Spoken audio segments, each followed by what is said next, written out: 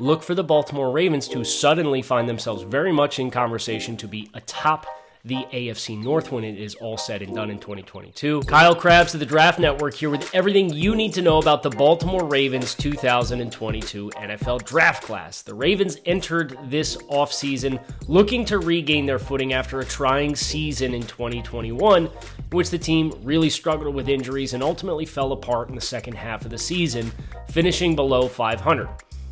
It's going to be hard for this team to repeat based on this draft class and this offseason that the Ravens have had, starting with 2 first-round draft selections in safety Kyle Hamilton and center Tyler Linderbaum. Hamilton coming to the team should be somebody who is an immediate impact defender.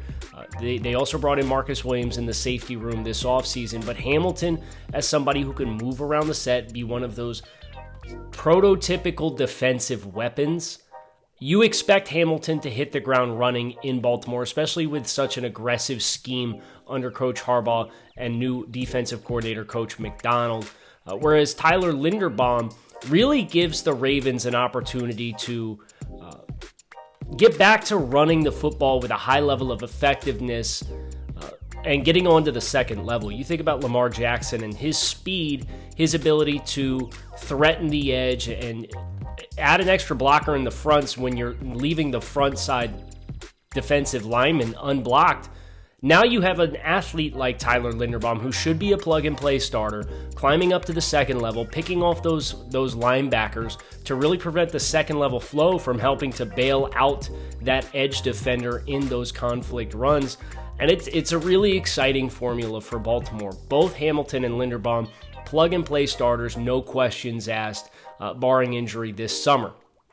They will not see their next selection, David OJABO, defensive end from Michigan, drafted at 45 overall.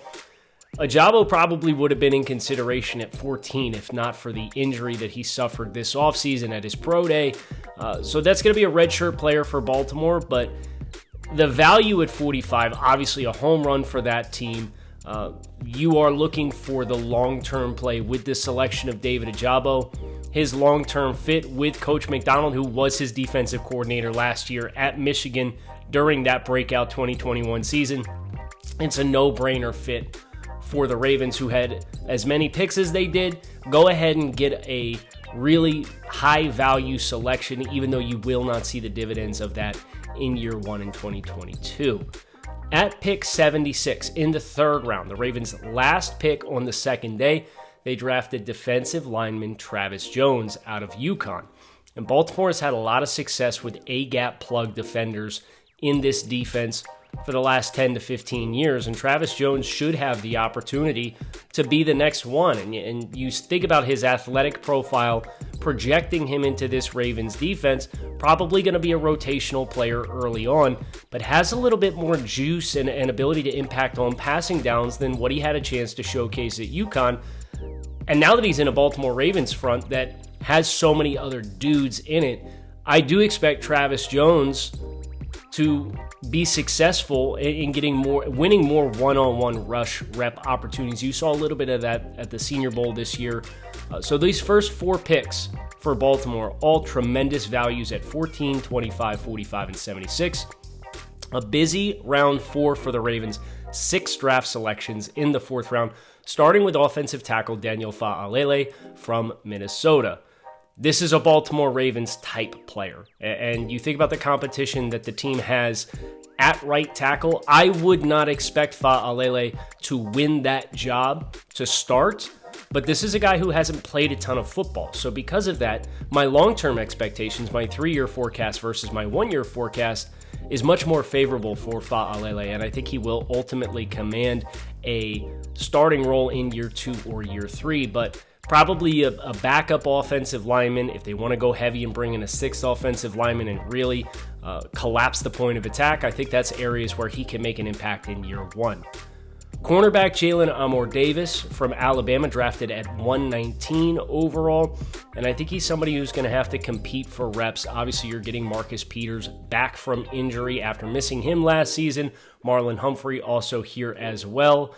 So Baltimore has some guys on the outside, and I do think that's where Jalen Armour-Davis is best fit. So this is probably another in the same light of a David OJABO and Daniel FAALELE selection, a more year 2 or year 3 selection, as Baltimore is probably going to have to make a tough choice with Marcus Peters and his contract here in the next year or so.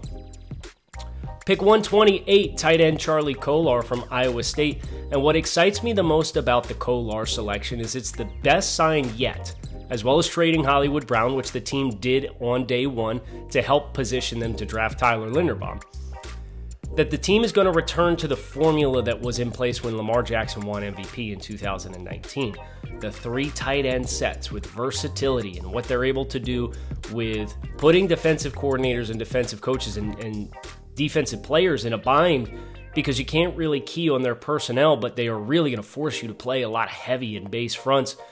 KOLAR is a sign that they're moving back to that, and I don't think he's going to be tight end 1. That's Mark Andrews through and through. Mark Andrews has earned every bit of his top of tight end market contract that he's received. But tight end 2 is certainly wide open. Nick Boyle has struggled with injuries the last couple of seasons. KOLAR is a little bit more of an inline player as compared to a player we're going to talk about in just a minute. I would expect Charlie KOLAR to be a regular part of the rotation as a hand in the dirt tight end who is probably going to serve as your tight end 2 and get a lot of red zone reps and a lot of short yardage reps in year 1.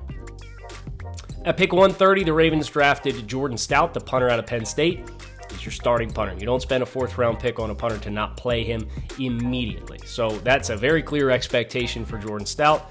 3 more draft selections, 2 in the 4th round still. Tight end Isaiah Likely from Coastal Carolina. The Ravens communicated after the draft they felt he has a little bit of wide receiver and a little bit of tight end in his game. Think about what Hayden Hurst was for them a couple of years ago, back in 2019. That's kind of the role I see most favorable for Isaiah Likely.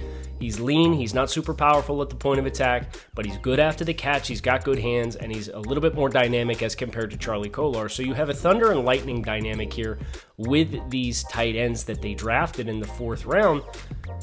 I see some pretty significant playing time for Isaiah Likely. I don't think he's going to be a 60-plus snap per game, percent of snaps per game type of player, but he is somebody who, based on personnel, based on matchups, likely should have a rotational role fairly early on for the Ravens as a complementary piece in the passing game.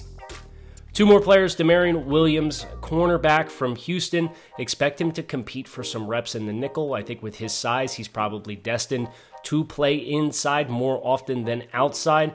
But he's somebody who's going to have to make his ends meet on special teams this year, just because the Ravens have brought in so many other guys. They're getting guys healthy back in that secondary. So expectations for DAMARION Williams, he's going to be a special teams player for year 1 and probably year 2, but they give him a chance to grow into that spot. And at 196, the last pick for the Baltimore Ravens, running back Tyler BADIE from Missouri. I really like this pick. I really like this value. You think about what they were hoping to get in Justice Hill, and I think you're getting that player in Tyler BADIE. Obviously, Tyler BADIE is somebody who has speed, ability to catch the football. He's not a bigger frame. He's a little bit leaner as far as his frame and angular, so he's not built to ingest a lot of body blows throughout the course of a game, but that's why you have guys like a J.K. Dobbins, who the Ravens are expected to get back this offseason as well from injury. So Baltimore hit this thing from all angles, and I think you'd really be pressed to look at this draft class and not see a clear year 3 role for all of these players, and the vast majority of these players will have year 1 roles. The question is, how quickly can they get acclimated to the NFL level? If that is quickly, look for the Baltimore Ravens to suddenly find themselves very much in conversation to be atop the AFC North when it is all said and done in 2022. Make sure you like this video, hit subscribe to the channel so you can get up to speed on all of the 2022 NFL draft classes. This is Kyle Krabs, and make sure you visit the Draft Network for all your college football, NFL, and NFL draft needs.